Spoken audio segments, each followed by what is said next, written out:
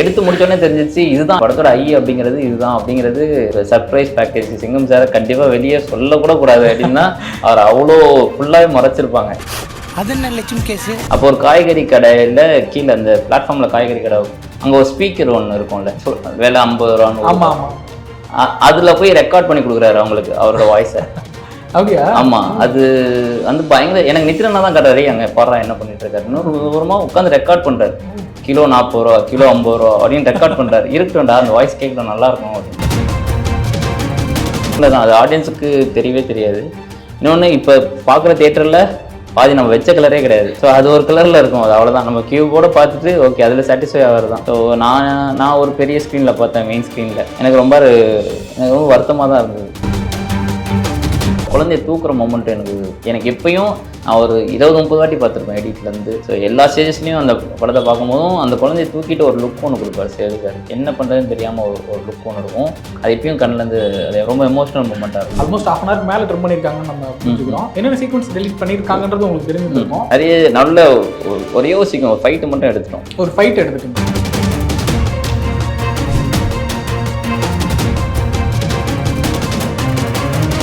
Whistle வியஸ்க்கு வணக்கம். இந்த வீடியோட ஸ்பெஷல் கெஸ்ட் மகாராஜா படத்தோட சினிமாட்டோகிராஃபர் தினேஷ் புருஷோத்தமன் அவர்கள். வணக்கம் சார், எப்படி இருக்கீங்க? நல்லா இருக்கீங்க. சூப்பர். மகாராஜா படம் வாழ்த்துக்கள். இந்த வருஷத்தோட இது வரைக்கும் வந்திருக்க படங்கள்லேயே ஒரு சிறப்பான படம்னு சொல்லி எல்லாரும் சொல்கிறாங்க. இந்த ஃபர்ஸ்ட் வீக் கலெக்ஷன் நம்மளாம் பார்த்துட்டு இருக்கோம். ஆடியன்ஸ் ரெஸ்பான்ஸ்லேருந்து டிக்கெட் புக்கிங்லேருந்து எல்லாத்துலேயுமே ரொம்ப டாப்பில் போயிட்டு இருக்குது. வாழ்த்துக்கள் இந்த படத்துக்கு. எப்படி இந்த படத்துக்குள்ளே கமிட் ஆனீங்க? அந்த விஷயத்துலேருந்து ஆரம்பிக்கலாமா? நிச்சயமா ஒரு நாள் முன்னாடி ஒரு கதை சொன்னாங்க. ஸோ அந்த கதை கேட்கும்போது ரொம்ப எக்ஸைட்டிங்காக இருந்தது. அது எப்பயாச்சும் பண்ணணுங்கிறது ஆசை தான். அப்போ விதோ பண்ணுற மாதிரி இருந்தது அந்த படம். ஸோ ஃப்ரெண்ட் அவன் சப்போஸ் அவர் ஏதோ பிஸியாக இருந்தால் நீ பண்ணுவேன் அப்படின்னு சொல்லி தான் அந்த கதையை எனக்கு நரேட் பண்ணாங்க. ஸோ அப்படி ஸ்டார்ட் பண்ண ஒரு படம் தான். அப்புறம் போன வருஷம் ஜான்வரி கூப்பிட்டு பேசினேன். நான் போய் சுதன் சார், குமார் சார்லாம் பார்த்தோம். ஸோ அங்கேருந்து ஒரு 10 டேஸில் ஷூட்டிங் போனோம் அப்படிங்கிற மாதிரி வந்துருச்சு. ஸோ கரெக்டாக February 1 அப்படி ஸ்டார்ட் பண்ணேன் ஒரு படம். நீங்கள் நித்திலன் சார் கூட இந்த கதை பேசும்போது ஃபஸ்ட்டு இந்த படம் இப்படியான ஒரு ஜானரில் இருக்குது, இந்த மாதிரி ஒரு த்ரில்லர் படம் மாதிரி ஒன்று பண்ண போகிறன்றப்போ இதோட விஷுவல் எப்படி இருக்கணும்னு பிளான் பண்ணி அந்த டிஸ்கஷன் ஒன்று இருந்திருக்கும்ல, இது என்ன மாதிரி கலர் டோனில் இருக்கணும், என்ன மாதிரி விஷுவல் இருக்கணும்னு சொல்லிட்டு அந்த டிஸ்கஷன் எப்படி இருந்துச்சு? டிஸ்கஷன்னா இல்லை, ஆக்சுவலாக கொஞ்சம் தான், ரொம்ப எங்களுக்கு டைம் இல்லை. மொத்தமாக 10 நாள் தான் இருந்தது. ஆளால் அவருக்கே நிறைய வேலை இருந்தது.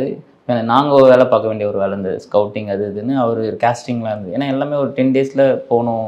அது வரைக்கும் ரொம்ப அதுக்கு முன்னாடி ஒரு கான்வர்சேஷன் இருந்தது. இது ஸ்டார்ட் பண்ணுறதுக்கு முன்னாடியே நான் அவர்கிட்ட கேட்டிருந்தேன் இது என்ன மாதிரி படமாக இருக்கணும். அவர் சம் ரெஃபரன்சஸ் அது கொடுத்தாரு.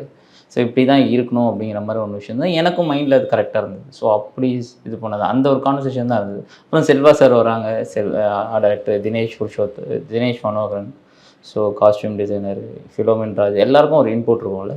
ஸோ அதெல்லாமே தான் ஒரு ஷேப் ஆச்சு. ஸோ ஒவ்வொரு டைம்லேயும் ஒரு ப்ராசஸாக அது என்ஹான்ஸ் ஆச்சு. கடைசியாக கலர் பண்ணும்போது சுரேஷ் ரவியோட இன்புட் ரொம்ப இம்பார்ட்டண்ட்டாக ஃபீல் ஆச்சு. ஸோ சுரேஷ் ரவியோட ஒரு கான்ஃபிடன்ஸ் ஒர்க் ஆச்சு. இது கரெக்டாக இருக்கும் அப்படிங்கிறது வந்து கரெக்டாக. ஸோ இது கொலாபரேட்டிவ் எஃபர்ட் தான் ஸ்டார்ட் பண்ணும்போது. ஆனால் நித்யானா கிட்ட ஒரு இருந்தது, இப்படி தான் இருக்கணும் அப்படிங்கிறது இருந்தது. அது ஆல்மோஸ்ட் அச்சீவ் பண்ணியிருக்கோம் தான் நினைக்கிறேன். கொஞ்சம் ரெஃபரன்ஸ் சொன்னாருன்னு சொன்னீங்களா, என்ன மாதிரி ரெஃபரன்ஸ்? அது ஃபிலிம் ரெஃபரன்சஸ், இமேஜ் ரெஃபரன்சஸ், அவ்வளோதான். அது ரொம்ப ஸ்பெசிஃபைடாக சொல்ல வேண்டாம். எனக்கு இப்படி தான் இருக்கணும் அப்படின்னு ஒரு 8-9 ஃபிலிம் சொன்னார். ஸோ அதெல்லாம் சும்மா பார்த்தோம், அவ்வளோதான். அது அதுக்குள்ளே வந்துதாங்கிறதுலாம் இல்லை. அது இந்த மாதிரியான ஒரு மூடுக்காக அது பார்த்தாரு. விஜய் சேதுபதி சாருக்கு வந்து 50வது படம் மணிமகுடம் மாதிரி அமைஞ்சிருச்சு மகாராஜாங்கிறது அவரோட கரியரில் பர்ஃபெக்டான படமாக அமைஞ்சிருக்குது. அவர் கூட ஒர்க் பண்ண எக்ஸ்பீரியன்ஸ் பற்றி சொல்லுங்கள். சேதனா ரொம்ப செல்லு. அவர் எனக்கு தெரிஞ்சு நான் ஃபஸ்ட்டு பயம் இருந்தது, ரொம்ப பயம் இருந்தது. ஏன்னா அவங்க திடீர்னு வேறு எங்கேருந்தோ ஸ்டார்ட் பண்ணணும், இல்லை இதை மாற்றலாம், அதை எதாவது சொல்லுவாங்களோ, நம்ம எல்லாம் ரெடி பண்ணிவிட்டு மொத்தமாக மாற்றுவோமோ அப்படிங்கிற ஒரு பயம்லாம் இருந்தது. அது ஃபஸ்ட் நாளே உடஞ்சிருச்சு. அது எதுவுமே சொல்ல. அது 85th டேவும் அப்படி தான் இருந்தார். அவர் இவங்களுக்கு எங்கே நிற்கணும் அப்படிங்கிறது தான் அவரோட கேள்வியாக இருக்கும் மிஞ்சி போனால். அண்ட் நம்மளால் எத்தனை உண்மை கூட கேட்கலாம். அது இல்லை ஒரு வாட்டி வந்து அப்படி இருக்காது. நம்மளுக்கு தான் கான்ஷியஸாக இருக்கும். அவர் நடிஸ்டார் அதுக்கப்புறம் எதுவும் பண்ணக்கூடாது, நம்ம ஏதாவது தப்பாக இருந்தால் கூட அதை மேனேஜ் பண்ணலாம் அப்படிங்கிறது தோணும். ஏன்னா அது அவ்வளோ பெரிய ஹாராக ப்ரொடியூஸ் பண்ணுவார். எனர்ஜியாகவே அவர் நடிக்கும்போது அவ்வளோ எனர்ஜியை ப்ரொடியூஸ் பண்ணுவார். ஸோ அது அவர்கிட்ட அவ்வளோ கம்ப்ளீட் ஃப்ரீடம் இருந்தது. அண்டு அவர் பிடிச்சாலும் ரொம்ப அப்ரிஷியேட் பண்ணுவார். லைக் ஃபைட்லாம் ஏதோ ஷார்ட் பார்த்துட்டு வந்து கட்டி பிடிச்சிட்டாரு, நல்லா இருக்குடா அது அப்படிம்பார். அவர் ஜென்ரலாக அதை அப்ரிஷியேட் பண்ணுவார் பயங்கரமாக. நல்லா இருக்குடா டிகேபி அப்படின்னு. அவரும் டிகேபி தான். ஸோ அந்த நல்லா இருக்குது, சூப்பராக இருக்குது தினேஷ் அப்படின்னு வருது திடீர்னு. ஸோ அந்த மாதிரி ஏதோ ஒரு 1-2 காம்ப்ளிமெண்ட் ரொம்ப ரொம்ப நம்மளுக்கே ரொம்ப ஹாப்பியாக இருக்கும். ஏன்னா நம்ம அவ்வளோ ட்ரெயின் ஆகிருப்போம் ஷூட்டு அதில் ஒரு ஒரு ஒரு அந்த அப்ரிஷியேஷன் ரொம்ப பெருசாக இருக்கும். அந்த அப்ரிஷியேஷன் எல்லாத்தையும் விட ரொம்ப பெருசாக இருக்கும். ஸோ அந்த மாதிரி ரொம்ப ஃப்ரெண்ட்லி நேச்சர் சார். வேறு வந்து நல்ல அவர்கிட்ட நல்ல எக்ஸ்பீரியன்ஸும் இருந்தது எனக்கு. நாங்கள் சும்மா ஒரு பைக் பாசிங் ஒன்று எடுத்துகிட்டு இருந்தோம். அந்த ஒரு மாண்டேஜ் படத்துலையும் வரும். நாங்கள் எங்கே சுற்றுவோம்னா டி நகர் எல்லாம் போகும்போது பைக்கில் ஓட்டிப்போம். அப்போ ஏதோ ஒரு இதில் போலீஸ்காரங்க ஏதோ பேசிகிட்டு இருந்தாங்க, பிடிச்சிட்டாங்க. நாங்கள் எடுத்துகிட்டு இருக்கோம், பர்மிஷன் எல்லாம் காட்டிகிட்டு இருக்காங்க, ஏதோ பேசிகிட்டு இருக்காங்க. அப்போ ஒரு காய்கறி கடையில் கீழே அந்த பிளாட்ஃபார்மில் காய்கறி கடை, அங்கே ஒரு ஸ்பீக்கர் ஒன்று இருக்கும்ல, விலை 50 ரூபான்னு, அதில் போய் ரெக்கார்ட் பண்ணி கொடுக்குறாரு அவங்களுக்கு அவரோட வாய்ஸை. அப்படியா? ஆமாம். அது வந்து பயங்கர எனக்கு நித்திரனா தான் கட்டுறாரு. அங்கே பாடுறா என்ன பண்ணிட்டு இருக்காரு. இன்னொரு தூரமாக உட்காந்து ரெக்கார்ட் பண்ணுறாரு. கிலோ 40 ரூபா, கிலோ 50 ரூபா அப்படின்னு ரெக்கார்ட் பண்ணுறாரு. இருக்கட்டும்டா, அந்த வாய்ஸ் கேட்கணும், நல்லா இருக்கும் அப்படின்னு. அவன் மாதிரி சர்ப்ரைசிங்லாம் நிறைய மொமெண்ட் அந்த மாதிரி கண்ணு முன்னாடி தெரியும் போ அப்படிங்கிற மாதிரி. இது யாருக்குமே தோணாது. அவர் ரொம்ப சென்சிட்டிவ். இந்த மொமெண்ட் யாருமே அது யாரும் பண்ண மாட்டோம். இந்த தோணாது. அந்த விஷயம் பண்ணால் அது ஒரு ஹெல்ப்ஃபுல்லாக இருக்கும், அது ஞாபகமாக இருக்கும் அப்படிங்கிறது லைஃப் டைம் மெமரி இல்லை. அது லைஃப் டைம். ஆனால் ஆக்சுவலாக அதை எனக்கு கேப்சர் பண்ண மறந்துட்டோம்.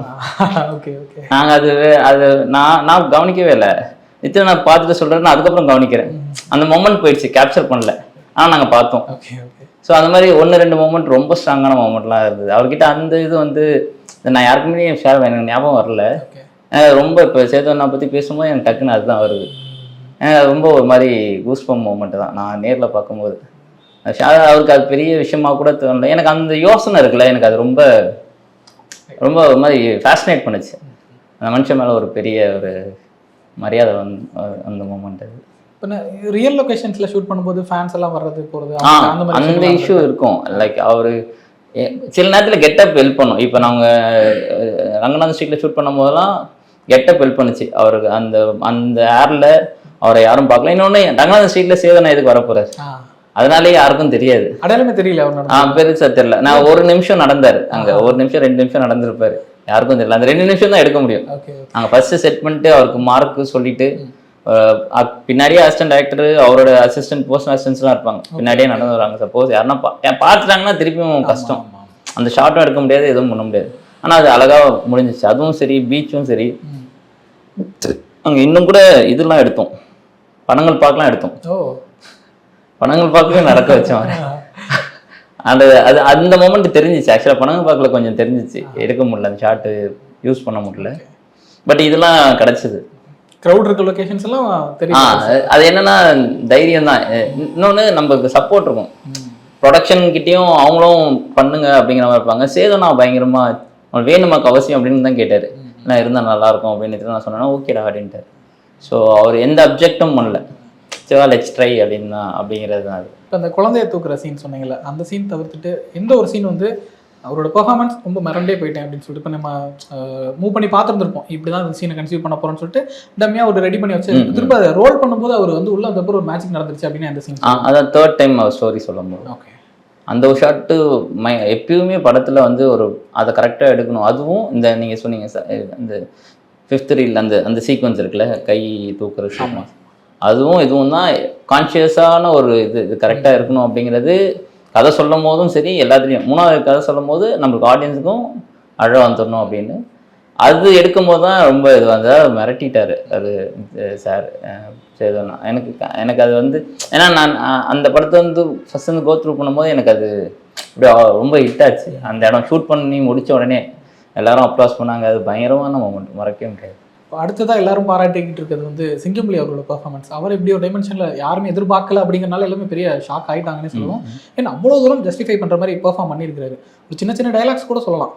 சொல்லும்போது நான் பண்ண மாட்டேன்னு சொல்லலை சார் அப்படின்னு அந்த டைலாகாக இருக்கட்டும். அதுக்கப்புறம் இந்த இடத்துல அந்த ரீக்ரியேஷன் சீனில் வந்து சொல்லுவார், அந்த ஒரு விஷயம் சொல்லுவார், மன்னிச்சிரு அப்படிங்கிற மாதிரி சொல்கிறதுன்னு சொல்லிட்டு சின்ன சின்ன விஷயங்கள் அவ்வளோ தூரம் செம்மையாக பண்ணியிருக்காரு. உங்களுக்கு எப்படி இந்த ஸ்பாட் அவரோட பெர்ஃபார்மன்ஸ்? அவங்க வந்து அந்த இதெல்லாம் எப்படி பண்ணான்னு யாருக்குமே தெரியாது. எனக்கு தெரிஞ்சு நித்ரனாவும் இன்னும் அவங்களும் 2 பேரும் என்ன பேசிக்கிட்டான்னு கூட எனக்கு தெரியாது.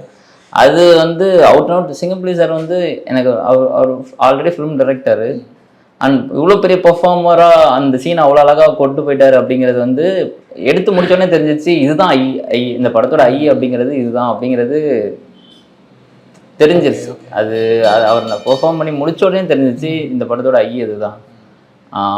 சர்ப்ரைஸ் பேக்கேஜ் சிங்கம் சாரை கண்டிப்பாக வெளியே சொல்லக்கூட கூடாது அப்படின்னா அவர் அவ்வளோ ஃபுல்லாகவே மறைச்சிருப்பாங்க. ப்ரொமோஷன்லேயே மொத்தமாக பிஃபோர் ரிலீஸு சிங்கமொழி சார் ஒரே ஒரு ஷாட் தான் இருக்கும் டீசர்லேயே. ஸோ அது வந்து எல்லாருக்குமே ரொம்ப ஹாப்பி. எனக்கு ரொம்ப பெரிய சர்ப்ரைஸ். நடிச்சு முடிச்சவொடனே கிட்ட கேட்டேன், பயங்கர மிரட்டி விட்டாடுறாங்க, நான் எனக்கே தெரிலடா அப்படின்னு தான் சொன்னேன். ஸோ அது சர்ப்ரைஸ் தான். அவங்களா ஒன்று எடுத்து இந்த கதைக்கு அது பண்ணும் அப்படின்னு பண்ணாரு. ஆனால் அது ரொம்ப பிடிச்சிருந்தது. அது இவரை கேஸ்ட் பண்ணலாம் அப்படிங்கிறது நித்யனாவோட ஐடியா தான். நித்யனா ஏதோ வீடியோ பார்த்து அதில் ஏதோ ஒரு மேனேஜர் அவர் பிடிச்சி போய் ஒரு ஆடியோ லான்ச்சில் ஏதோ பார்த்து அதை பிடிச்சி போய் பண்ண நல்லா இருக்கும்போது அந்த ஐடியாவே ரொம்ப நல்லா இருந்தது. சிங்கமொழி சார் பண்ணால் சூப்பராக இருக்கும், பண்ணணும் இந்த கேரக்டர் அப்படிங்கிறது தான் பயம். ஒத்துப்பாரா மாட்டாரா அப்படிங்கிறது தான் பயம். ஆனால் ஒத்துக்கிட்டாரு. ஸோ அது வரைக்கும் நிச்சயமாக பெஸ்ட்டான சாய்ஸ் தான் சொல்லணும் பொறுத்த வரைக்கும். ஆமாம். அதே போல் நட்டி சார், அவர் ஆக்டராக நம்ம எல்லாமே பார்த்துருக்கோம். பட் உங்களுக்கு சீனியர் சினிமாட்டோகிராஃபர் அப்படிங்கிறப்போ இவ்வளோ படங்கள் பண்ணியிருக்காரு, ஹிந்திலாம் போயிட்டு பண்ணியிருக்காருன்றப்ப அவர் கூட ஒர்க் பண்ண எக்ஸ்பீரியன்ஸ். ஆக்சுவலாக எல்லாருக்கும் ஒரு நர்வஸ்னஸ் இருக்கும்ல. புதுசாக ஒரு சேது சாரை ஃபஸ்ட்டே ஷூட் பண்ணும்போது ஒரு நர்வஸ் இருக்கும்.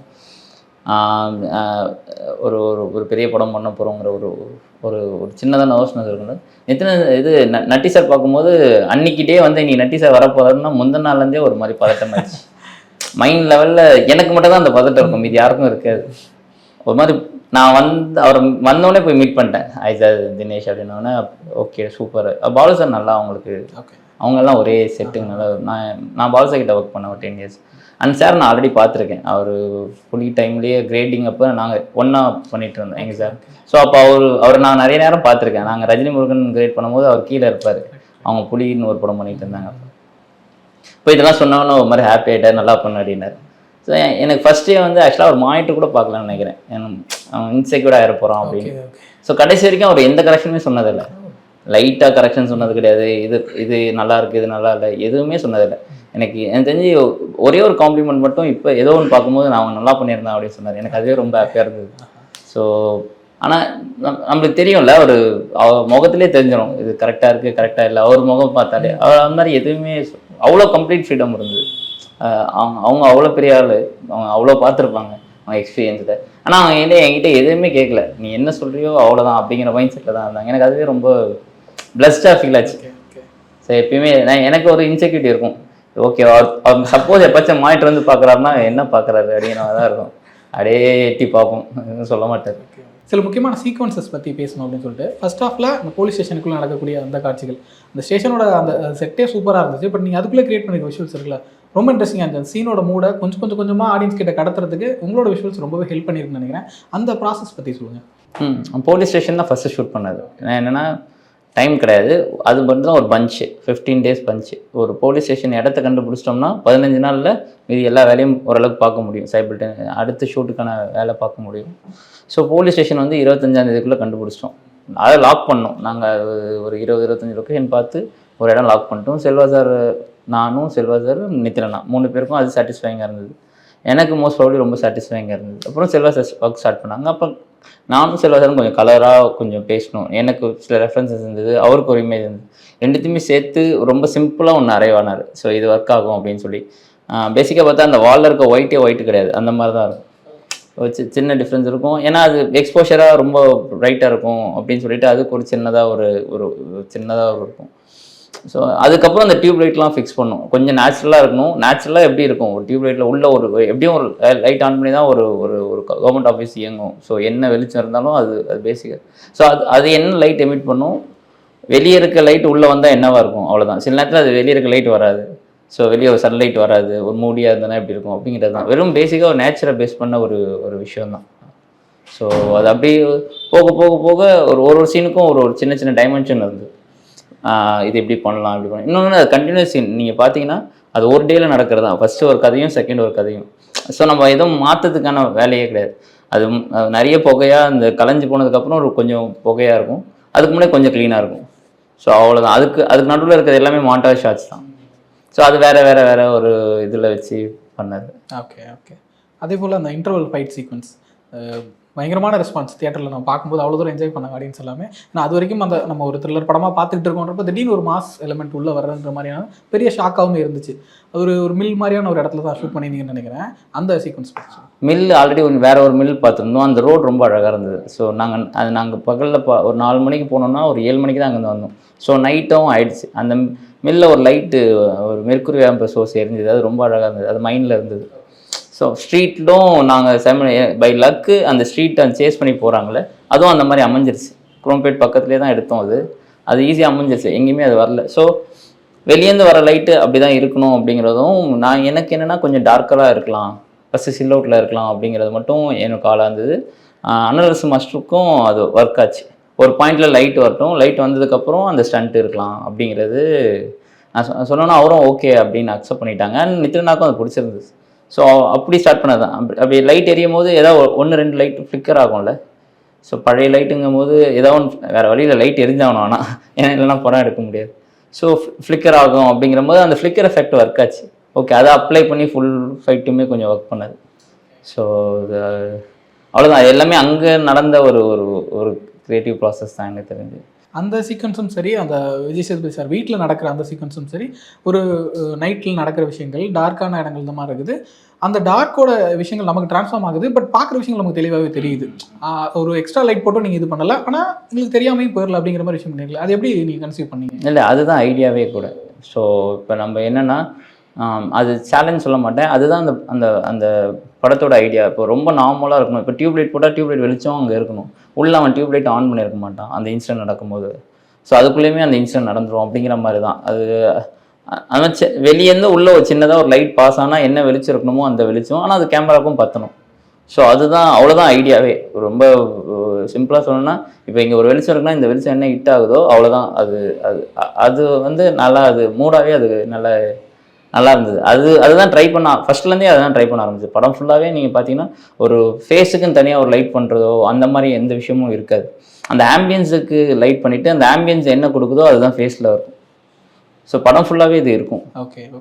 குறிப்பாக அந்த பாம்பு உள்ளே வந்துட்டு போகிற ஒரு சீன் ஒன்று இருக்குது.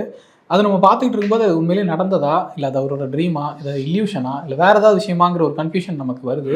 அதை அந்த விஷுவல்ஸ் மூலமாக நீங்கள் அதை கிரியேட் பண்ணியிருக்கீங்க. அது எப்படி பாசிபிள் ஆச்சு? இல்லை, இந்த கேள்விக்கு நித்ரனா தான் ஆன்சர் பண்ணணும். அது இல்யூஷனா லைவாக நடந்ததா? எனக்கு அது ஏன்னா ஒரு ட்ரிகர் பாயிண்ட் வேணும் அந்த ஆடியன்ஸுக்கும். மேபி அது என்ன பெர்ஸ்பெக்டிவாக இருக்கலாம். அது நித்ரனா கிட்ட தான். ஏன்னா அந்த கிளாஸ் கீழே விடணும். ஸோ கிளாஸ் விழுறதுக்கான பாசிபிலிட்டிஸ் தான் நான் அதை அப்படி தான் பார்த்தேன். நடந்த விஷயமா தான் பார்க்குறேன். அண்ட் அவர் என்ன யோசிக்கிறாருன்னு எனக்கு தெரியல. ஸோ அது அவர்கிட்ட தான் இருக்குது. இல்லை, நான் அது என்னன்னு டீகோட் பண்ண கேட்கல. அந்த எக்ஸ்பீரியன்ஸ் எப்படி ஆடியன்ஸ்க்கு கொடுத்தீங்கன்னு கேட்குறேன். இல்லை, இப்போ ஒன்றுமே இல்லை. அதுவும் அகைன் நேச்சுரல் தான். இப்போ நம்ம ஒரு 5 மணிக்கு 5:15 மணிக்கு வீட்டுக்குள்ளே ஒரு வெளிச்சம் வரும்ல, அந்த வெளிச்சத்தை ரீட்ரை பண்ணுறது தான். ஐ மீன் அதை இமிட்டேட் பண்ணுறது தான். ஸோ இது எல்லாமே ரொம்ப ரொம்ப ரொம்ப ஆர்கானிக்காக நம்ம பார்த்து வெடிக்காத்தால உள்ள வீட்டுக்குள்ளே ஒரு ஜன்னல் வழியாக என்ன வெளிச்சம் இருந்ததோ அந்த வெளிச்சத்தை ரீப்ரொடியூஸ் பண்ணணும். இங்கே அங்கே தான் சவாலாகவே இருந்தது. சில நேரத்தில் அது நேச்சரை தாண்டியும் போயிடும். ஏன்னா நம்மளுக்கு அந்த லைட்டு வசதி பத்தாது. அப்போ நம்ம கொஞ்சம் எக்ஸ்ட்ரா கிக் பண்ணுவோம். அந்த எக்ஸ்ட்ரா கிக் பண்ணுறது ஃபேக் ஆகிடக்கூடாது. ஸோ அதுதான் டாஸ்க்கு. அண்ட் போஸ்ட்லேயும் கொஞ்சம் டார்க் பண்ணோம். உட்காந்து சுரேஷ் ரவியும் நான் பேசினதும் அதான் கொஞ்சம் டார்க் பண்ணோம். அது நித்ரனாக்கு பிடிச்சிருந்தது. அவர் ஃபஸ்ட்டு கேட்டார், டீசர் பார்த்துட்டு கொஞ்சம் எடுத்ததை விட கொஞ்சம் டார்க்காக கேட்டால் அது ஓகேவாடா அப்படின்னாரு. எனக்கு பிடிச்சிருக்கு. அண்ட் இது எனக்கு எமோஷனலாக ஒர்க் ஆகுது. உங்களுக்கு என்ன அப்படின்னு, உங்களுக்கு ரைட் பண்ணணுமா அப்படின்னு கேட்டேன். இல்லை உனக்கு ஓகேவா அப்படின்னாரு. எனக்கு ஓகே தான் உங்களுக்கு. அப்புறம் 2 பேர் அப்புறம் ஃபிலோ ஒரு பாயிண்ட் எடுத்து வந்தார். பிளாக்ஸ் கொஞ்சம் க்ரஷ்டாக இருக்குது, ஓப்பன் பண்ணலான்னு. அப்புறம் ஒரு பாயிண்ட் மட்டும் ஓப்பன் பண்ணோம். அது எல்லாமே ரொம்ப சிம்லர் தான். அது ஆடியன்ஸுக்கு தெரியவே தெரியாது. இன்னொன்று, இப்போ பார்க்குற தியேட்டரில் பாதி நம்ம வச்ச கலரே கிடையாது. ஸோ அது ஒரு கலரில் இருக்கும். அது அவ்வளோதான். நம்ம கியூபோடு பார்த்துட்டு ஓகே அதில் சாட்டிஸ்ஃபை ஆகிறது தான். ஸோ நான் ஒரு பெரிய ஸ்க்ரீனில் பார்த்தேன், மெயின் ஸ்க்ரீனில். எனக்கு ரொம்ப வருத்தமாக தான் இருந்தது. நம்ம இவ்வளோ பேசி இது பண்ணி ஒர்க் பண்ணது எதுவுமே அங்கே ரிசல்ட்டாக வரும்போது ஆனால் அது ஆடியன்ஸுக்கு தெரியாது. அவங்க படமாக தான் பார்ப்பாங்க. நம்மளுக்கும் அது அவ்வளோ வித்தியாசம் தெரியும். அது எப்பயுமே எல்லா ஃபிலிம் மேக்கர்ஸும் பார்க்குறது தான். இவ்வளோ டெக்னாலஜிக்கல் அட்வான்ஸ்மெண்ட்ஸ் வந்தும் தியேட்டர்ஸில் நீங்கள் பண்ண ஒரிஜினல் அவுட்புட்டை பார்க்க முடியல அப்படிங்கிற ஒரு விஷயம் எப்படி இருக்கு? அது டெக்னிக்கல் அட்வான்ஸ்மெண்ட்டுக்கும் அதுக்கும் சம்மந்தம் இல்லை. மெயின்டெனன்ஸ் தான். தியேட்டரோட மெயின்டெனன்ஸ். அது மெயின்டெனன்ஸ் கம்ப்ளீட்லி அது மெயின்டெனன்ஸ் தான். ஸோ வேறு ஒன்றுமே இல்லை. அதுவும் இன்னும் ப்ராப்பராக பண்ண வேண்டிய ஒரு விஷயம் தான். இப்போ அடுத்த சீக்வன்ஸ் எனக்கு ரொம்ப பிடிச்சிருந்தது அந்த க்ரைம் சீன் ரீக்ரியேட் பண்ணுற மாதிரியான சிங்கமலை கூட்டிகிட்டு வந்துட்டு பண்ணுவாங்களா, ஒரு ஷாட்டுமே இப்போ நான் செகண்ட் டைம் பார்த்தேன் நேற்று கூட பார்க்கும்போது அதோட ஷார்ட் டிவிஷனே ரொம்ப இம்ப்ரெசிவாக இருந்துச்சு. ஏன்னா ஒரு பெரிய டென்ஷன் கிரியேட் ஆகிருக்குது. யார் என்ன அப்படிங்கிறது ஆடியன்ஸ் தெரிஞ்சிருச்சு. பட் என்ன பண்ண போகிறாங்க அந்த கேரக்டர்ஸ் அப்படிங்கிறது வந்து எப்படி இவங்க ஷார்ட் பை ஷார்ட் எடுத்துருந்துருப்பாங்கன்ற ஒரு பெரிய ஆச்சரியமே இருந்துச்சு. எத்தனை நாள் அந்த ஷூட் போச்சு, எப்படி எடுத்துங்க? ஆக்சுவலாக அந்த மொத்த சீக்வன்ஸும் 3 நாள் நினைக்கிறேன். அந்த நைட் எஃபெக்ட்டு, அந்த அந்த க்ரைம் நடக்கிற விஷயம், அப்புறம் இவங்க 2 பேரோட கான்வர்சேஷன், உங்களோட கான்வர்சேஷன், அதுக்கப்புறம் சேதனாவோட அந்த அந்த அந்த சீன். ஸோ அது மொத்தமாக 3 நாள் பிளான் பண்ணுவோம். ஏன்னா அனுராக் சார் கொடுத்த டேட் அது. ஸோ அவர் அந்த டேட்டில் அந்த போர்ஷன் கம்ப்ளீட்டாக பண்ண ஒரு 3 நாள் தான் நினைக்கிறேன், எனக்கு எக்ஸாக்டாக தெரியல. ஓகே, அந்த நைட் அண்ட் டேல வந்து ஆல்மோஸ்ட் எல்லா ஆர்டிஸ்ட்டுமே இருக்காங்களா? அனுராக் சார் இருக்காரு, அவங்க ஆமாம் எல்லாரும் விஜய் சேதுபதி எல்லாருமே. அவங்க அவங்க ஃபர்ஸ்ட் டைம் அப்போ தான் வராங்கன்னு நினைக்கிறேன். ஃபஸ்ட்டு ஃபைட்டுக்கு வந்திருந்தாரு. கிளைமேக்ஸ் ஃபைட் எடுத்தோம். அதுக்கப்புறம் இந்த போர்ஷன் இந்த சீனை பொறுத்த வரைக்கும் நித்யன் எங்களுக்கு ஆக்ட் பண்ணியே காட்டினாங்க. ஸோ இது சிங்கம்புலி அவரோட ஒரு ரோலில் எடுத்து அவர் நடித்து காட்டினார். அண்ட் அந்த சீன் பர்டிகுலராக ஜென்ரலாகவே இந்த படத்தில் பெருசாக ஷார்ட் டிவிஷன்லாம் இல்லை. நாங்கள் ஒரே ஒரு நாள் உட்காந்து ஷார்ட் டிவிஷன் போட்டோம். அந்த டைம் தான் இருந்தது. ஸோ அந்த ஃப்ளோவில் எடுக்கிறது தான். ட்ரஸ்ட் இருக்கும், மியூச்சுவல் ட்ரஸ்ட் இருக்கும். இப்போ நித்யனாக்கும் சரி எனக்கும் சரி, சில நேரத்தில் பேசிப்போம், சில நேரத்தில் சண்டை வரும், சில நேரத்தில் அதெல்லாம் நடக்கும். க்ரியேட்டிவ் டிஃப்ரென்சஸ் கண்டிப்பாக இருக்கும். ஆனால் மியூச்சுவலாக ட்ரஸ்ட் பண்ணுவாங்க. ஓகே, அவன் சொன்னால் கரெக்டாக இருக்கும், இல்லை நம்ம எடுத்துக்கலாம் அப்படிங்கிற அந்த மியூச்சுவல் ட்ரஸ்ட் எப்பயுமே இருக்கும். ஸோ அதனால் அந்த பிரச்சனை வராது. க்ரியேட்டிவ் டிஃப்ரென்ஸ் வந்தாலும் அது பெருசாக போகாது. ஸோ இதை பொறுத்த வரைக்கும் எமோஷன்ஸ் தான் ரொம்ப முக்கியம் அப்படிங்கிறது மட்டும்தான். அந்த மொமெண்ட்டில் அதை மட்டும் கேப்சர் பண்ணால் போதும் சொல்லிட்டு மாஸ்டர் ஷூட் பண்ணும். கம்ப்ளீட்டாக சும்மா ஒரு ஸ்டெடிக்காக வச்சு 6 அது எத்தனை மினிட்ஸ், கிட்டத்தட்ட 6 மினிட்ஸ் அவன் உள்ளே வந்தது வந்து அதை அப்படியே சும்மா ரோல் பண்ணி அதுக்கப்புறம் ஷார்ட் கட் பண்ணும்.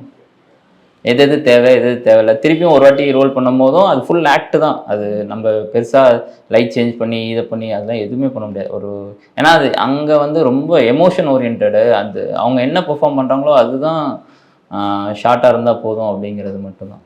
அந்த கை ஷார்ட்ஸ்லாம் வந்து நித்யனா கிட்ட பிளான் இருந்தது. பிளான்னா அவகிட்ட இருந்தது. இது இப்படி தான் இருக்கணுங்கிறது அதில் ரொம்ப கான்சன்ட்ரேட் பண்ணாங்கன்னா இது எனக்கு இப்படி தான் வேணும் அப்படிங்கிறத இருந்தது. ஸோ அதில் அவர்கிட்ட ஒரு விஷுவல் இருந்தது. சார், அடுத்ததான் இந்த படத்தில் எனக்கு இம்ப்ரெசிவாக இருந்த விஷயம் வந்து இந்த டைம் லைன் வச்சு ஒரு விஷயம் இருக்குது. எந்த ஸ்டோரி எங்கே நடக்குது அப்படின்றது வந்து அது ரிவீல் ஆகிற வரைக்குமே எங்களுக்கு ஹைட் பண்ணி தான் வச்சிருந்தீங்க. அந்த ஒரு மொமெண்ட்டில் அதை ஓப்பன் பண்ணும்போது அது பயங்கர ஒரு பெரிய சினிமாட்டிக் எக்ஸ்பீரியன்ஸ் கொடுத்துன்னே சொல்லலாம். அப்படியா அப்படின்னு சொல்லிட்டு இது வரைக்கும் நம்ம பார்த்துட்டு இருந்தாலும் அப்படின்னு சொல்லிட்டு இப்போ நீங்கள் அப்போ தான் ரிவீல் பண்ணுறீங்க. பட் நீங்கள் அது வரைக்கும் காட்டிகிட்டு இருந்த விஷயங்கள் வந்து இது வந்து ஃப்ளாஷ்பேக்னோ பழைய சீக்வன்ஸ்னோ தெரியக்கூடாதுன்னு ஒரு விஷயம் இருக்குல்ல, அது எப்படி நீங்கள் ஹைட் பண்ணீங்க? அது ஹைட் பண்ண ஒன்றும் இல்லை. நம்ம தனியாக ஸ்பெஷலைஸாக எடுக்காமல் இருந்தாலே அது ஆட்டோமேட்டிக்காக அது மேஜர். ஆனால் சின்ன சின்ன டிஃப்ரென்சஸ் இருக்குது. அதை நோட்டீஸ் பண்ணால், ரொம்ப டீப்பாக நோட்டீஸ் பண்ணால் அது கலர் வைஸே சின்ன டிஃப்ரென்ஸ் இருக்கும். ஸோ அது நம்மளுக்கு தெரியணும்னு அவசியம் இல்லை. முக்கியமாக அது ரொம்ப நம்ம அதை அண்டர்லைன் பண்ணி அப்படி எடுக்கும்போது தான் அது ஈஸியாக தெரிஞ்சிடும். அது தெரியாமல் இருக்கணும்னா நம்ம அப்படியே ஃப்ளோவில் எடுக்கிறது தானே. அதெல்லாம் சின்னதாக டிஃப்ரென்ஸ் இருந்தது. நீங்கள் லுக்காகவும் சரி, அந்த கலராகவே சின்ன டிஃப்ரென்ஸ் இருக்குது. அது தெரியாது. ஆனால் நீங்கள் 15 வருஷத்துக்கு முன்னாடி கதை அப்படிங்கிறதுனால ஃப்ரேமில் என்னெல்லாம் காட்டணும், பெரிய டெக்னாலஜிக்கலான விஷயங்கள்லாம் வந்துடக்கூடாது. ஆமாம், அந்த மாதிரி அதெல்லாம் ரொம்ப சரி, அந்த ஃப்ரேமில் அந்த பீரியடை ஜஸ்டிஃபை பண்ணுற எல்லா விஷயமும் இருக்கும். ஆனால் அது ப்ரிடாமினண்ட்டாக தெரியாது. ஈவன் கலர் வைஸே அது நல்ல டிஃப்ரென்ஸ் இருக்கும். இது வேறு ட்ராக், அது வேறு ட்ராக் அப்படிங்கிறதே கிளியராக இருக்கும். நீங்கள் அதை தனியாக கம்பல் பண்ணி பார்த்தீங்கன்னா தெரியும். இது கம்ப்ளீட்டாக வேறு கலரில் இருக்கும், அது வேறு கலரில் இருக்கும். ஆனால் ஜென்ரலாக ஆடியன்ஸுக்கு தெரியவே தெரியாது. சின்ன டிஃப்ரென்சஸ் இருக்கக்கூடாது. அது கதைப்படி அது ரொம்ப கான்ஷியஸாக இருந்தோம். அந்த அந்த ஃப்ரேமில் இருக்க எல்லா திங்ஸுமே அந்த மேக்ஸிமம் அந்த பீரியடை தாண்டி இருக்கவே கூடாது.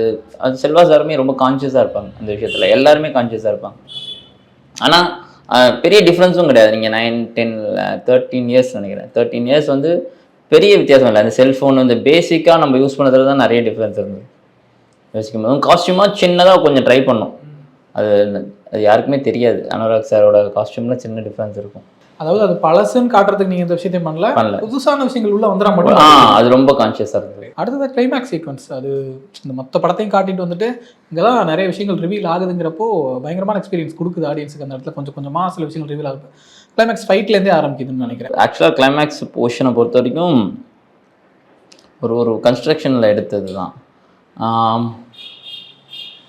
அதில் ஒரே ஒரு இது மட்டும் ரொம்ப இதுவாக அவரை ரிவீல் பண்ணோம் அப்படிங்கிறது மட்டும் இருந்தது. ஸோ அது கரெக்டாக அந்த இடம் கரெக்டாக செட் ஆச்சு. ஸோ நான் கொஞ்சம் கொஞ்சம் ஓகே இது கரெக்டாக இருக்கணும், இது கரெக்டான ஸ்பேஸ் இருக்கா அப்படிங்கிறது மட்டும் பார்க்கும்போது அந்த காரிடார் கரெக்டாக கிடச்சிது. அது அமைஞ்சிருந்தது. ஓகே அதனால அந்த லைட்ஸ் போயிட்டு வரும்போது அது எல்லாத்துக்குமே சப்போர்ட் பண்ணுச்சு. ஸோ எனக்கு டக்குன்னு ஞாபகம் வருது அதுதான்.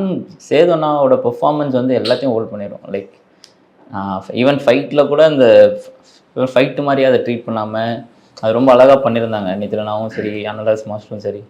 ஸோ முக்கியமாக அனுராக் சார் அண்ட் விஜய் சேதுபதி எல்லாருக்குமே அது அவ்வளோ அது ஃபைட்னா ரெகுலர் ஃபைட்டாகவும் இருக்காது. கான்ஷியஸாக ஒரு ஒரு ஒரு மாதிரி கொஞ்சம் எமோஷ்னலாக தான் இருக்கும் அது. ஸோ அது ரொம்ப இன்ட்ரெஸ்டிங்காக இருந்தது எடுக்கும் போதும். படத்தோட ஃபஸ்ட்டு ஷாட் வந்து திரும்பவும் கிளைமேக்ஸில் வேறு ஒரு ஆஸ்பெக்ட்லேருந்து நம்ம அதை பார்க்குறோங்கிறதுல அந்த ஷாட் எனக்கு ஒரு இல்யூஷன் மாதிரி இருக்க மாதிரி, ஒரு ட்ரீம் மாதிரி இருந்துச்சு. திடீர்னு ஒரு பொயட்டிக்காக இருக்கிற மாதிரி இருக்காது, வேறு ஆஸ்பெக்டில் வேறு மாதிரி இருக்கிற மாதிரி தெரியுது. ஜெய்சேல்வி இந்த பொம்மை கடையிலேருந்து பார்க்குறாரு, அவங்க வந்து பார்த்துட்டு இருக்காங்கிறத ஒரு அழகாக இருந்துச்சு. திடீர்னு ஒரு டிசாஸ்டர் அதோட முடிஞ்சிருச்சு. திரும்ப வேறு ஒரு ஆஸ்பெக்டில் அதை பார்க்கும்போது பயங்கரமான ஒரு இது இருந்துச்சு. அந்த சீன் எப்படி ஷூட் பண்ணீங்க? அது என்ன பாண்டிச்சேரியில் ஷூட் பண்ணுவோம், இங்கே இடம் கிடைக்கல. அண்ட் இன்னொன்று நித்ரனாவோட க்ரைட்டீரியாவில் அது வரவே இல்லை. அது லைவாக தான் ஷூட் பண்ணணும் அப்படின்னுட்டார் கடைசியாக. அதுக்கு செட்டு தான் நான் பிளான். ஆக்சுவலாக இந்த கம்ப்ளீட் ஃப்ளாஷ்பேக் போர்ஷனே செட்டில் தான் இருக்கணும் அப்படிங்கிறது தான் இனிஷியல் ஸ்டேஜஸில் நாங்கள் நித்ரனா செல்வா சார் எல்லாரும் பேசி ஃபைனலைஸ் பண்ணது. ஆனால் போக போக நம்மளுக்கு ரியாலிட்டி ஹிட் பண்ணுச்சு. ஃபினான்ஸாகவும் சரி, பட்ஜெட்டாகவும் சரி, அது பாசிபிள் இல்லைங்கிற ஒரு கட்டத்துக்குள்ள அங்கங்கே எல்லா இடமே தனித்தனியாக எடுக்க ஆரம்பிச்சோம். அப்படி வரும்போது இது பாண்டிச்சேரியில் இந்த ஸ்பேஸ் கிடச்சிது, ரோடும் அந்த இடமும் கிடச்சிது. அந்த வீடு மட்டும் நம்ம போட்டுக்கிட்டோம், ஏன்னா அதை இடிக்க போகிறோம் அப்படிங்கிறனால அது மட்டும் செல்வா சார் பண்ணாங்க. அது எல்லாமே ரியல் லொகேஷன், வீடு மட்டும் செட். ஆமாம், அது மெயின் ரோடு, அதுக்கு எக்ஸ்ட்ரா ரூட் கூட கிடையாது. ஸோ சுற்றி போகிறது கூட கிடையாது. அங்கே ப்ரொடக்ஷன் பீப்புள் நல்லா பார்த்துக்கிட்டாங்க. பேஷன் ஸ்டுடியோஸும் ரொம்ப அதில் ரொம்ப கவனமாக இருந்தாங்க. கரெக்டாக அது வரணும், அதுக்கு என்னென்ன சப்போர்ட் பண்ணணுமோ எல்லாத்தையும் பண்ணாங்க. எங்களுக்கு லொக்கேஷன் பார்க்கும்போது ஒரு நீடு தான் இருந்தது, அதில் மேலே கரண்ட் கம்பி எதுவும் வந்துடக்கூடாது. ஸோ அவ்வளோதான் இருந்தது. அந்த கொஞ்சம் ஸ்லோப்பாக தான் இருந்தது. அதை சில சார் அழகாக பண்ணாங்க. அண்ட் இது அவுட் அண்ட் அவுட் இது பொய்டிக்காக இருக்கிறதுக்கு ரீசன் அவுட் அண்ட் அவுட் நித்ரனா தான். அந்த 2 and 4 எழுதுறதும் சரி, அது அந்த ஸ்கிரிப்ட் தான் அது ரொம்ப பொய்டிக் ஆச்சு. அது ஆக்சுவலாக அது சொல்லும் போதும் அவ்வளோ பேங்க் இருந்தது. இப்போ நீங்கள் பார்க்கும்போது ஒன்று எக்ஸ்பீரியன்ஸ் பண்ணுறீங்களா, அது சொல்லும் போது எனக்கு அது 10 times இருந்தது. அவர் ரொம்ப நாளுக்கு முன்னாடி ஒரு 4 years முன்னாடி நைட் பண்ண ஒரு கதை. ஸோ அது அவ்வளோ எக்ஸைட் பண்ணிச்சு. அப்போ 4 வருஷத்துக்கு முன்னாடி ஃபஸ்ட் டைம் உங்களுக்கு சொல்கிறப்பவே அவ்வளோ எக்ஸைட்மெண்ட் கொடுத்துருந்தீங்க. அதுக்கப்புறம் நீங்கள் அதில் அந்த ப்ராசஸில் ஒர்க் பண்ணுறீங்க, அதை அந்த சீனை ஷூட் பண்ணி எடுத்துறீங்க, எல்லாம் முடிஞ்சு ஃபைனலாக அந்த ஷாட்டை பார்க்குறப்ப எப்படின்னு சொல்லி. எனக்கு அந்த எல்லா சீக்வன்ஸை விட ஒரு குழந்தைய தூக்குற மொமெண்ட் எனக்கு எப்பயும் நான் ஒரு 20-30 வாட்டி பார்த்துருப்பேன் எடிட்லேருந்து. ஸோ எல்லா ஸ்டேஜஸ்லையும் அந்த படத்தை பார்க்கும்போதும் அந்த குழந்தைய தூக்கிட்டு ஒரு லுக் ஒன்று கொடுப்பார் சேது சார். என்ன பண்ணுறதுன்னு தெரியாமல் ஒரு லுக் ஒன்று இருக்கும். அது எப்பயும் கண்ணிலேருந்து அது ரொம்ப எமோஷ்னல் மூமெண்ட்டாக இருக்கும். படத்தில் நான் நிறைய வாட்டி எல்லாத்துலேயும் ஒன்றுத்துலேயும் சேச்சுரேட் ஆகிருவோம்ல, பார்த்து ஒரு பாயிண்ட்டுக்கு அப்புறம் நம்மளுக்கு அதெல்லாம் வராது. ஆனால் இப்பயும் அந்த குழந்தைய தூக்கிட்டு அவர் பார்க்குறது ஒரு மாதிரி ஏதோ ஒன்று இருக்கும், ரொம்ப டச்சிங்காக இருக்கும் அது. ஸோ எனக்கு அதுதான் ஞாபகம் வருது, இந்த இடித்தது அதெல்லாம் தாண்டி அந்த ஒரு பர்டிகுலர் ஷாட்டு அது ரொம்ப எமோஷ்னலாகவும் சரி, எனக்கு பர்சனலாகவும் ரொம்ப அதை எடுத்துட்டவொன்னே சாட்டிஸ்ஃபை ஆகிடுச்சு அந்த படம், இது போதும் அப்படின்னு. எடுத்தவொடனே பயங்கர ஹாப்பியாக இருந்தது. அதில் ஒரு 4 ஷாட்டு தான் எடுத்திருப்பாங்க நித்ரனா. அந்த இது எடுக்கிறது, குப்பை தொட்டி எடுக்கிறது, குழந்தைய தூக்கி வச்சு இது பண்ணுவார். அந்த நேரத்தில் ஒரு அழுக இருக்கும் அவ்வளோதான், போதும் அப்படின்ட்டார். இது போதும், அவ்வளோதான், வேறு எதுவுமே இருக்காது. ஷார்ட்டாகவும் எடுத்ததும் அவ்வளோதான், நிறைய எதுவுமே எடுக்கவே இல்லை. அடுத்தது டியூரேஷன் பற்றி பார்க்குறப்போ ஃபஸ்ட்டு ஒரு 3.25 மணி நேரத்துக்கிட்ட இருந்துச்சு படம். அப்புறம் டப்பிங்க்கு 3 மணி நேரம் ஆகணும். அப்புறம் ஃபைனலாக 225 கிட்ட கொண்டு வந்தோன்ற மாதிரி சொல்லியிருந்தாரு. ஆல்மோஸ்ட் 1/2 hour மேலே ட்ரிம் பண்ணியிருக்காங்கன்னு நம்ம புரிஞ்சுக்கிறோம். நீங்கள் எல்லாமே ஷூட் பண்ணி எல்லா போர்ஷன்ஸும் பார்த்துருப்பீங்க. இப்போ கடைசியில் ஃபைனல் அவுட்டும் பார்த்துருந்துருப்பீங்க.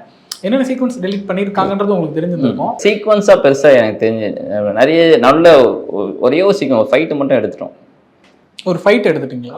என்ன ஃபைட் சீக்வன்ஸ் சார்? நல்ல ஒரு ஃபைட் ஒன்று இருக்கும், அது கொள்ளடிக்கும் போது ஒரு ஃபைட் ஒன்று இருக்கும். ஓகே. அவங்களுக்கு ஃபர்ஸ்ட் ஒரு கொள்ள சீன் வரும், அதுக்கப்புறம் அதுலேருந்து இன்னொரு சீன் இருக்குது, அது மட்டும் எடுத்துட்டாங்க. எனக்கு சீக்வன்ஸ் தான் டக்குன்னு ஞாபகம் வருது. அப்போ அங்கே ஷார்ட் ட்ரிம் பண்ணியிருந்தாங்க நிறைய.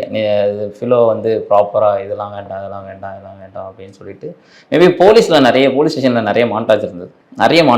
எனக்கு தெரிஞ்சு நிறைய மாண்டாஜ் இருந்தது. அதிலெல்லாம் கொஞ்சம் கை வச்சோம். பட் கோர் சீன்ஸ் எதுவுமே எனக்கு தெரிஞ்சு கட் பண்ணல. இன்னொன்று டியூரேஷனாகவும் அது ரொம்ப கம்மியாக தான் இருந்தது. எப்பயுமே ஒரு படம் எவ்வளோ ட்ரிம்மிங் ரூமோ ஒரு அவ்வளோதான் இருந்தது. ஒரு பெரிய ஒரு ரொம்ப நிறைய எடுத்துட்டோம், அதுக்கப்புறம் எப்படி ட்ரிம் பண்ண தெரில அப்படிங்கிற மாதிரி இந்த படம் இல்லவே இல்லை. ஏன்னா எடுத்தது ரொம்ப குறைவான். அண்ட் அது என்னதான் அந்த சர்ச்சிங் ஷாட்ஸ்லாம் நிறைய இருக்கும். அந்த குப்பை தொட்டி வாங்கிறதுக்காக தேடுவாங்களே, அது நிறைய இருந்திருக்கும். ஏன்னா நித்திரன் அதெல்லாம் நிறைய எடுப்பார், எடுத்துட்டு அது கடைசியாக கொஞ்சம் தான் வைப்பாங்க. ஸோ அதெல்லாம் அது மேபி அதுதான் டியூரேஷன் ஆக்கியிருக்கும்னு நினைக்கிறேன், எனக்கு தெரியல. மற்றபடி பெரிய அளவில் எதுவும் கோர்லேருந்து எதுவுமே எனக்கு கோர்லேருந்து ஒரு விஷயம் கூட அவர் கட் பண்ணியோ எதுவுமே எடுக்கல. ஸோ நீங்கள் எனக்கு தெரிஞ்சு உங்களுக்கு ஒரு பெரிய ஸ்டாரோட படம் நினைக்கிறேன், நீங்கள் இந்த ஒர்க் பண்ணியிருக்கீங்க, லவ் டுடேலாம் பண்ணியிருந்தீங்க. பட் ஸ்டில் இந்த படத்துக்கான ரெஸ்பான்ஸ் உங்களுக்கு எவ்வளோ ஹாப்பியாக இருக்குது? பயங்கர ஹாப்பி. இப்போ எனக்கு ஒன்றும் இல்லை சார், ரொம்ப எக்ஸைட்மெண்ட் இருந்தது எனக்கு. அந்த ஒரு 3-4 நாட்கள்லே ரொம்ப ஜென்யூனான கால் ஒன்று இருக்கும்ல, நம்ம இன்ஸ்பயர் பண்ணுவோம் சில பேர், அவங்க கால் பண்ணி பேசும்போது ரொம்ப எக்ஸைட் ஆகும். அது மாதிரி நிறைய கால்ஸ் இந்த படத்தில் எனக்கு விலங்குலையும் அது கிடச்சிது. ஆனால் அதை விட இன்னும் ஒரு படியில் ஒரு அட்மையர் பண்ணுற, ஒரு இன்ஸ்பயர் பண்ணுற எல்லா பர்சனும் கால் பண்ணிட்டாங்க. ஸோ அது வந்து ரொம்ப திருப்தியாக இருந்தது. அண்ட் மோரல்லெஸ் எல்லாருமே ஹாப்பி. அது ரொம்ப ரொம்ப பெரிய விஷயம். லைக் இப்போ சேது சார்லேருந்து ப்ரொடக்ஷன் சுதன் சார் ஆகட்டும், குமார் சார் ஆகட்டும், நித்யன் ஆகட்டும், எல்லாருமே ஹாப்பி. அந்த அவுட்புட்டாக ஹாப்பி, அது போதும். அதுதான் ரொம்ப முக்கியமாக எனக்கு ஃபீல் ஆச்சு. அது ரொம்ப ஹாப்பியாக தான் இருக்குது. இப்போ நீங்கள் லவ் டுடே மாதிரி ஒரு கலர்ஃபுல்லான ஜாலியான படமும் பண்ணுறீங்க, இன்னொரு பக்கம் விலங்கு, மகாராஜா மாதிரி த்ரில்லரில் சீரியஸான படங்களும் பண்ணுறீங்கன்ற ஒன்று இருக்குல்ல, எப்படி மைண்ட் செட் பண்ணிக்கிறீங்க? நீங்கள் எது எடுக்கிறோமோ அதில் ஃபோக்கஸ்டாக பண்ணும் அப்படிங்கிற மாதிரியா, இல்லை எது பண்ணாலும் அதில் உங்களோட சிக்னேச்சர் இருக்கிற மாதிரி ஒர்க் பண்ணும்? இல்லை, இது எல்லாமே கதை மட்டும் தான் டிமாண்ட் பண்ணுது. சிக்னேச்சர்னு ஒன்றும் கிடையாது. தேர் இஸ் நோ சிக்னேச்சர் இந்த. ஸோ சிக்னேச்சர் அப்படி ஒன்றும் கிடையாது. நான் மகாராஜா ஷூட் பண்ணும்போது லப்பர் பந்துன்னு சைமல்டேனியஸாக ஒரு படம் ஷூட் பண்ணேன். டேயில் மகாராஜா ஷூட் பண்ணுவேன், நைட்டில் லப்பர் பந்து ஷூட் பண்ணுவேன். அந்த ஸ்டோரி டிமாண்ட் பண்ணுற இமேஜ் தான் நம்மளால் ப்ரொடியூஸ் பண்ண முடியும். ஸ்டோரியை தாண்டி நம்மளால் யோசிக்க முடியாது. ஸோ இப்போ இது என்ன தேவையோ அதுதான் அதை எடுத்துக்க முடியும். தனியாக நான் எனக்குன்னு ஒரு சிக்னேச்சர் ஸ்டைல் இருக்குதுன்னு அது புகுத்த முடியாது. அது வராது எனக்கு பர்சனலாக. ஸோ அந்த மாதிரி எதுவும் கிடையாது. நாளைக்கு காமெடி படம் பண்ணால் கூட அது காமெடி படத்தை எப்படி ட்ரீட் பண்ணணுமோ அப்படி தான் ட்ரீட் பண்ணவே முடியும். உங்களுக்கு சினிமோட்டோகிராஃபர் அப்படிங்கிறதுல பெரிய இன்ஸ்பிரேஷன் யார்? எனக்கு என்னோட மென்டர் பாலு சார் பெரிய இன்ஸ்பிரேஷன். ஸோ அது இல்லாமல் நிறைய பேர் இருக்காங்களா எங்கே விக்டோரியா ஸ்டோரில் ஆரம்பித்து பிசி சார், சந்தோஷம் சார், பெரிய லிஸ்ட்டு, மதி சார். ஸோ எனக்கு தெரிஞ்ச நான் சொன்னேன் இன்னைக்கு ஃபுல்லாக சொல்லணும். ஸோ அது எனக்கு மென்டர் பால் சைட்டாக ஒரு 10 இயர்ஸ் ஒர்க் பண்ணேன். அவங்க கிட்டே இருக்கும்போது என்ன கற்றுக்கிட்டோமோ அதுதான் இன்றைக்கி அதுதான் பேஸும் எல்லாமே கூட. கொஞ்சம் அறிவு இருக்குனாலும் அது அங்கேருந்து வந்தது தான். அவரோட வே ஆஃப் டீச்சிங் பற்றி சொல்லுங்கள். டீச்சிங் இருக்காது, அப்சர்வேஷன் தான். நம்மள ஒரு இடத்துல புஷ் பண்ணி வச்சுருவாங்க, நீங்கள் அதுலேருந்து நீங்கள் எக்ஸ்ப்ளோர் பண்ணுவீங்க. அது ஒரு 4-5 இயர்ஸ் எனக்கு தெரிஞ்சு எதுவுமே இருக்காது. எனக்கு இன்னொன்று, நான் பிலோ ஆவரேஜ் பர்சன், நாலேஜாகவே கொஞ்சம் படிப்புலேயுமே கொஞ்சம் சுமார் தான். ஸோ அதனால் எனக்கு கொஞ்சம் டைம் எடுத்தது. அண்ட் அவர் என்னென்னா எதுவும் சொல்லிலாம் கொடுக்க மாட்டார், நம்மளா போய் கற்றுப்போம். அந்த மொமெண்ட்டை, அந்த ஸ்பேஸ் அவர் கொடுத்து வச்சுருப்பார். திடீர்னு இதை லைட் பண்ணி வை அப்படின்னு சொல்லிட்டு போயிடுவார். நம்மளுக்கு சம்மந்தமே இருக்காது, நம்ம எங்கேருந்து ஸ்டார்ட் பண்ணுறோன்னு கூட நம்மளுக்கு தெரியாது. ஆனால் நம்ம லைட் பண்ணி வச்சுருப்போம், வந்து பார்த்துட்டு அதை கரெக்ட் பண்ணுவார்.